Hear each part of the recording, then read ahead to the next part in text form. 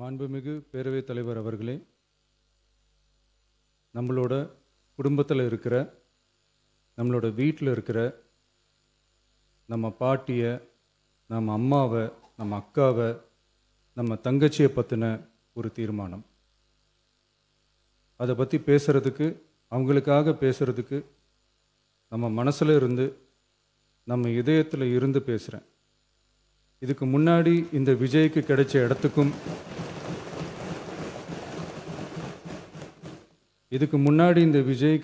இடத்துக்கும் இன்னைக்கு இந்த விஜய்க்கு கிடைச்சிருக்கிற இடத்துக்கும் மிகப்பெரிய காரணமாக இருக்கிறதுல என்னோட பாட்டி, அம்மா, அக்கா, தங்கச்சிங்க தான் மிகப்பெரிய காரணம்ங்கிறத என்னால் மறுக்கவே முடியாது. அந்த நன்றி விசுவாசத்தோட, அப்படி ஒரு உணர்வோடு தான் இப்போது இங்கே நின்று பேசுகிறேன். பெருசாக பணம் இருந்துட்டா ஒரு வீட்டுக்கோ, பெரிய பொருளாதாரம் இருந்துட்டா ஒரு நாட்டுக்கோ பெரிய பேர் வந்துடும்னு சில பேர் நினைக்கலாம். ஆனால் உண்மையாகவே ஒரு வீட்டுக்கோ ஒரு நாட்டுக்கோ எப்போ பெரிய பேர் கிடைக்கும் தெரியுமா?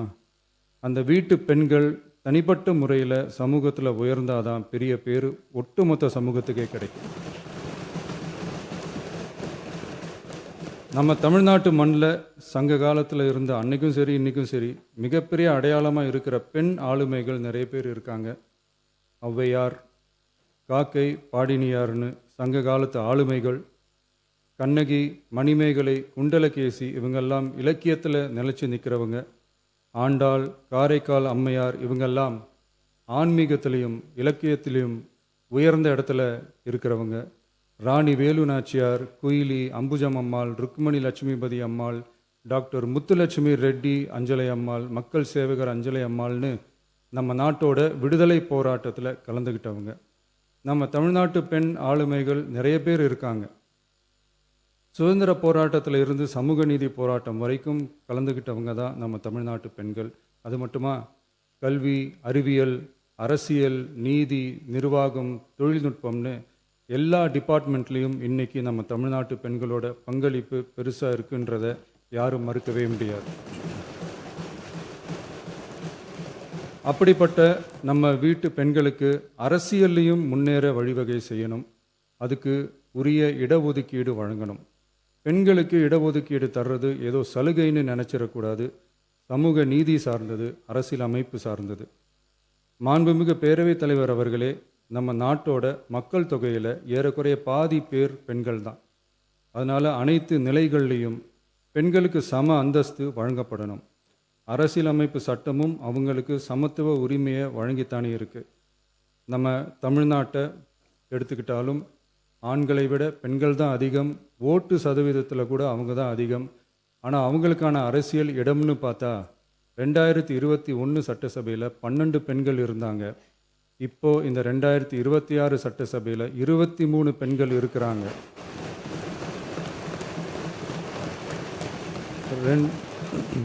ரெண்டு மடங்கு ஆகி இருக்கு. ஆனாலும் சதவீத கணக்குப்படி பெருசாக உயரலை. மாண்புமிகு பேரவைத் தலைவர் அவர்களே, ஒன்றிய அரசு 2023ஆம் ஆண்டு மக்களவை, அனைத்து மாநில சட்டமன்றங்கள் மற்றும் டெல்லி யூனியன் பிரதேச சட்டமன்றத்தில் பெண்களுக்கென 1/3 பங்கு தொகுதி ஒதுக்கீட்டை கட்டாயமாக்கி 106வது அரசியல் சாசன திருத்த சட்டத்தினை 2023 செப்டம்பர் 28 நிறைவேற்றி 2026 ஏப்ரல் 16 முதல் நடைமுறைக்கு வந்துள்ளது. இருப்பினும் மேற்படி தொகுதி ஒதுக்கீடானது மக்கள் தொகை கணக்கெடுப்பு மற்றும் அதை தொடர்ந்து நடக்கும் தொகுதி மறுவரையறை பணிகளுக்கு பிறகுதான் முழுமையாக நடைமுறைக்கு வரும் என்று தெரிவிக்கப்பட்டுள்ளது. மேலும் ஒன்றிய அரசு 2026ஆம் ஆண்டு 131வது அரசியல் சாசன திருத்த சட்ட மசோதாவையும் 2026ஆம் ஆண்டு தொகுதி மறுவரையறை சட்ட மசோதாவையும் தாக்கல் செய்து 2026 ஏப்ரல் 17 2/3 பங்கு உறுப்பினர்களில் ஆதரவு இல்லாமல் மசோதா நிறைவேறவில்லை. அவ்வாறு மக்கள் தொகை கணக்கெடுப்பு மற்றும் தொகுதி மறுசீரமைப்புடன் பெண்களுக்கான தொகுதி ஒதுக்கீட்டை இணைப்பதால் அதனை நடைமுறைப்படுத்த மேலும் பல ஆண்டுகள் காலதாமதம் ஆகலாம். மாண்புமிகு பேரவைத் தலைவர் அவர்களே, நாடாளுமன்றம் மற்றும் மாநில சட்டமன்றங்களில் மகளிருக்கென 1/3 பங்கு தொகுதி ஒதுக்கீட்டு செய்து சட்டம் நிறைவேற்றப்பட்டிருந்த போதிலும் அதனை நடைமுறைப்படுத்துவதில் ஏற்படும் கால தாமதத்தினால் அச்சட்டம் நிறைவேற்றப்பட்டதன் நோக்கம் நிறைவேறாமல் காலம் தாழ்த்தப்படும் சூழ்நிலை உருவாகியுள்ளது.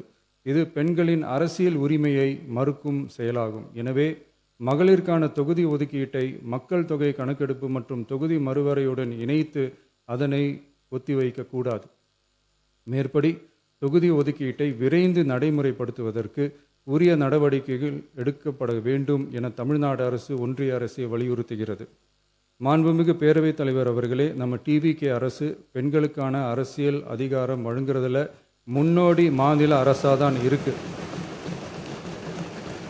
4 பெண் அமைச்சர்கள் இருக்கிறாங்க. பெண்கள் பாதுகாப்புக்கு சிங்கப்பெண் சிறப்பு அதிரடிப்படை இருக்குது. பெண்களுக்கான பாதுகாப்பில், பெண்களுக்கான இம்பார்ட்டன்ஸில் டிவிகே அரசு ரொம்ப கவனமாக தான் இருக்குது. இனியும் அப்படி தான் இருக்கும். உள்ளாட்சியில் பெண்களுக்கு 50% இடஒதுக்கீடு கொடுத்ததும் இன்னைக்கு ஆயிரக்கணக்கான பெண்கள் மக்கள் பிரதிநிதிகளாக மாறி இருக்காங்க. அவங்களோட தலைமை பண்பும் ப்ரூவ் ஆகி இருக்கு. அதே மாதிரி பெண்களோட வெற்றியை சட்டமன்றத்திலையும் பார்லிமெண்ட்லேயும் எக்ஸ்டெண்ட் பண்ண வேண்டிய நேரம் வந்துருச்சு. மாண்புமிகு பேரவைத் தலைவர் அவர்களே, இன்று இந்த பேரவையின் வாயிலாக பெண்களுக்கான 33% இடஒதுக்கீட்டை இனியும் தாமதிக்காமல் நடைமுறைப்படுத்த வேண்டும் என்று ஒன்றிய அரசை வலியுறுத்துகிறோம். இது பெண்களுக்கான சலுகை இல்லை, இது அவர்களுடைய ஜனநாயக உரிமை. இது ஒருவருக்கான வெற்றி அல்ல, இது இந்திய ஜனநாயகத்தின் வெற்றி. ஒரு பெண் அதிகாரம் பெறும்போது ஒரு குடும்பம் உயர்கிறது. ஆயிரக்கணக்கான பெண்கள் அதிகாரம் பெறும்போது ஒரு நாடே உயர்கிறது. மக்கள் தொகை கணக்கெடுப்பு மற்றும் தொகுதி மறுசீரமைப்புடன் பெண்களுக்கான தொகுதி ஒதுக்கீட்டை இணைப்பதால் ஏற்படும் காலதாமதத்தின் காரணமாக பெண்களுக்கான தொகுதி ஒதுக்கீட்டை ஒத்திவைக்கக்கூடாது என்றும் அதை விரைவாக அமல்படுத்த தகுந்த அரசியலமைப்பு மற்றும் சட்டப்பூர்வ நடவடிக்கைகள் எடுக்கப்பட வேண்டும் என்றும் தமிழ்நாடு அரசு ஒன்றிய அரசை வலியுறுத்துகிறது.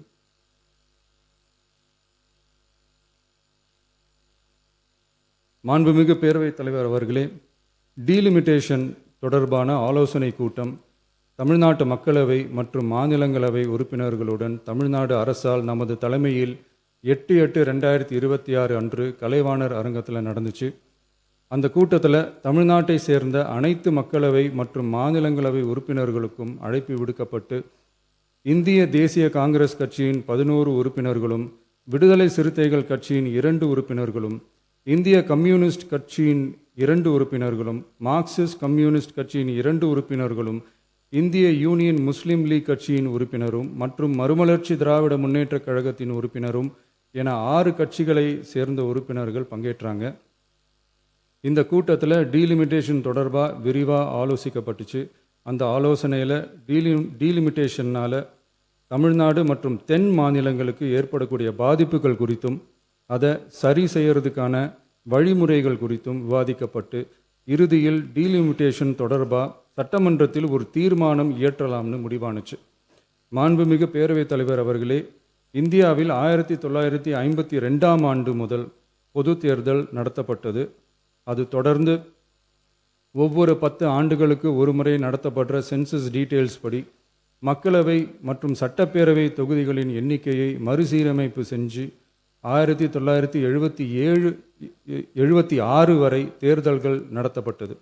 இந்த நிலையில் 1976ஆம் ஆண்டு 42வது அரசியலமைப்பு சட்ட திருத்தப்படி மக்கள் தொகையை சிறப்பாக கட்டுப்படுத்தும் மாநிலங்களுக்கு டீலிமிட்டேஷன் காரணமாக மக்களவை உறுப்பினர் எண்ணிக்கையில் எந்தவித பாதிப்பும் ஏற்படக்கூடாது என்பதற்காக அடுத்த 25 வருஷத்துக்கு 1971ஆம் ஆண்டு சென்சஸ் படி பாராளுமன்ற உறுப்பினர்களின் எண்ணிக்கை வைக்கப்படும்னு சட்டம் இயற்றப்பட்டது.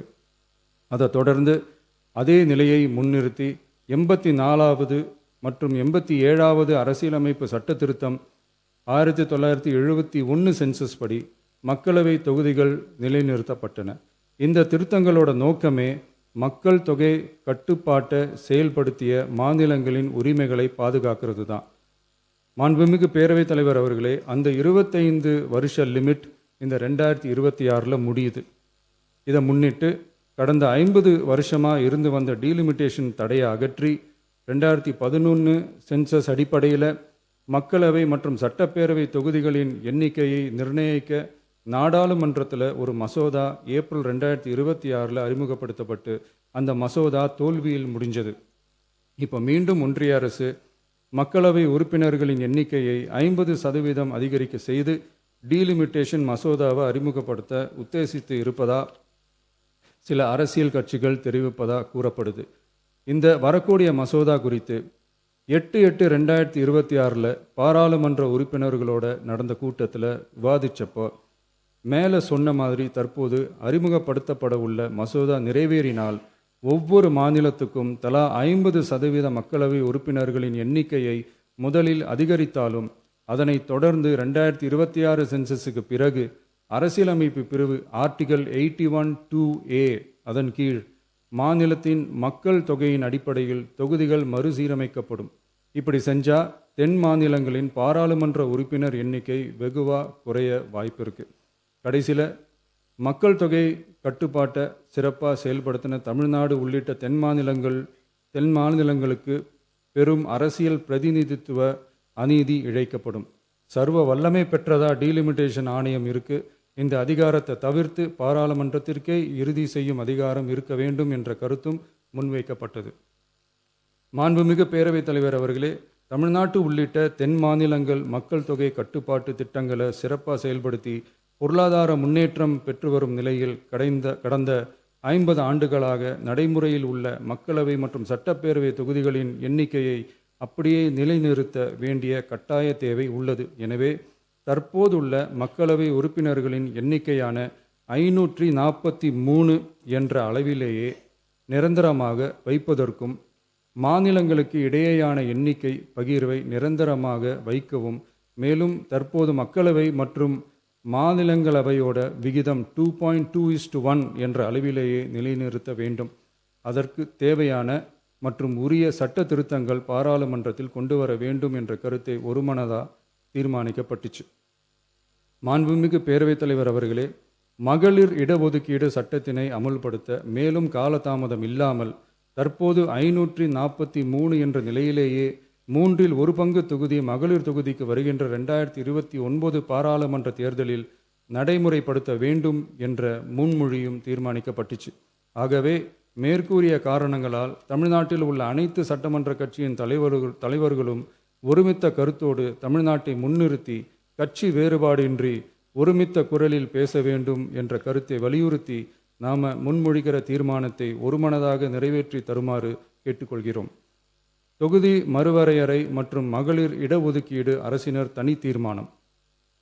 தமிழ்நாடு உள்ளிட்ட அனைத்து மாநிலங்கள் மற்றும் யூனியன் பிரதேசங்களில் மக்களவை சட்டப்பேரவை உறுப்பினர்களின் எண்ணிக்கையானது கடந்த 50 ஆண்டுகளாக 1971ஆம் ஆண்டினுடைய மக்கள் தொகை கணக்கெடுப்பு புள்ளி விவரங்களின்படி நிர்ணயிக்கப்பட்டு தேர்தல்கள் நடத்தப்பட்டு வருகிறது.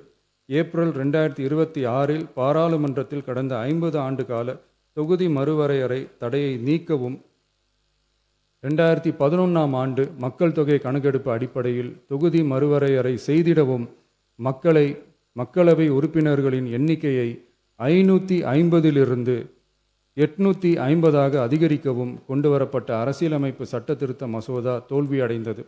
இந்நிலையில் மீளவும் மேற்குறிப்பிட்ட அரசியலமைப்பு சட்ட திருத்த மசோதா கொண்டுவரப்பட உள்ளது என தெரிந்ததின் அடிப்படையில் 1971க்கு பிறகு உள்ள எந்த மக்கள் தொகை கணக்கெடுப்பை அடிப்படையாக கொண்டு தொகுதி மறுவரையறை செய்தாலும் மக்கள் தொகையை சிறப்பாக கட்டுப்படுத்திய தமிழ்நாடு உள்ளிட்ட தென் மாநிலங்களின் நாடாளுமன்ற பிரதிநிதித்துவம் நிரந்தரமாக பாதிக்கப்படும் என்பது நிதர்சனமான உண்மை. ஒன்றிய அரசு அளித்த உறுதியின்படி மக்கள் தொகை கட்டுப்பாட்டு திட்டங்களை சிறப்பாக செயல்படுத்தி நல்ல பொருளாதார வளர்ச்சி கண்டு நல்ல சுகாதாரம் மக்கள் நல திட்டங்களை மேற்கொண்டு வரும் எந்த ஒரு மாநிலமும் தொகுதி மறுவரையால் பாதிக்கப்படாமல் பார்த்து கொள்வது ஒன்றிய அரசின் தலையாய கடமையாகும். எனவே தற்போதுள்ள மக்களவை உறுப்பினர்களின் எண்ணிக்கையான 543 என்ற அளவிலேயே நிரந்தரமாக வைப்பதற்கும் மாநிலங்களுக்கு இடையேயான எண்ணிக்கை பகிர்வை நிரந்தரமாக வைக்கவும், மேலும் தற்போது மக்களவை மற்றும் மாநிலங்கள் அவையினுடைய விகிதம் 2.2:1 என்ற அளவிலேயே நிலைநிறுத்த வேண்டும் என்றும், அதே வேளையில் பெண்களுக்கான 33% இடஒதுக்கீட்டை காலதாமதமின்றி தற்போது 543 தொகுதிகளின் அடிப்படையிலேயே 2029ஆம் ஆண்டு மக்களவைத் தேர்தலில் நடைமுறைப்படுத்த வேண்டும் என்றும் ஒன்றிய அரசை வலியுறுத்தி தமிழ்நாடு சட்டமன்ற பேரவை கீழ்க்கண்ட தீர்மானங்களை ஒருமனதாக நிறைவேற்றுகிறது. 1. நாடாளுமன்ற மக்களவையின் மொத்த உறுப்பினர்களின் எண்ணிக்கையை 543 என்ற நிலையிலேயே நிரந்தரமாக்க வேண்டும். 2. தற்போதுள்ள மக்களவை உறுப்பினர்களின் இடங்களின் எண்ணிக்கையை மாநிலங்களுக்கிடையே, அதாவது விகிதாச்சார பிரதிநிதித்துவம் தற்போதுள்ள அளவிலேயே நிரந்தரமாக்க வேண்டும். 3. வரவிருக்கும் மக்களவை பொது தேர்தலிலும் அதன் பிறகு சட்டமன்ற பொது தேர்தல்களிலும் 1/3 தொகுதி ஒதுக்கீட்டு பலனை பெண்கள் பெறுவதை உறுதி செய்ய வேண்டும் என ஒன்றிய அரசை தமிழ்நாடு சட்டமன்ற பேரவை ஒருமனதாக வலியுறுத்துகிறது. மாண்புமிகு பேரவைத் தலைவர் அவர்களே, இந்த தீர்மானம் ஒரு அரசியல் கட்சியின் தீர்மானம் அல்ல, தமிழ்நாட்டின் உரிமையை நிரந்தரமாக பாதுகாக்கும் தீர்மானம். எனவே அனைத்து கட்சிகளை சேர்ந்த மாண்புமிகு பேரவை உறுப்பினர்கள் இந்த தீர்மானத்தை ஒருமனதாக நிறைவேற்றி தர வேண்டும் என்று கேட்டுக்கொள்கிறோம். நன்றி.